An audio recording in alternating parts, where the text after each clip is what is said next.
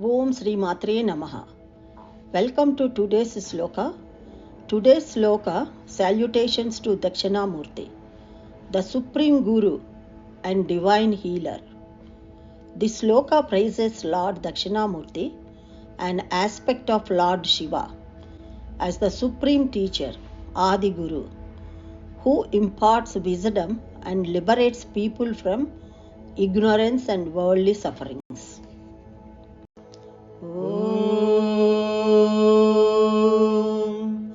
गुरवे सर्वलोकानां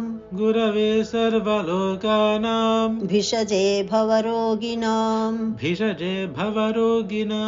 निधये सर्वविद्यानां दक्षिणामूर्तये नमः। ॐ गुरवे सर्वलोकानां भिषजे भवरोगिणां निधये सर्वविद्यानां दक्षिणामूर्तये नमः। Meaning of the sloka.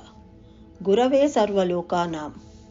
Who is the Guru, teacher of all the beings in the universe? Bishaje Bhavaroginam. Who is the doctor for the disease of worldly attachment? Nidhaye Sarva Vidyanam. Who is the storehouse of all knowledge? Dakshinamurtaye Namaha. I bow to Lord Dakshinamurti. Namaste.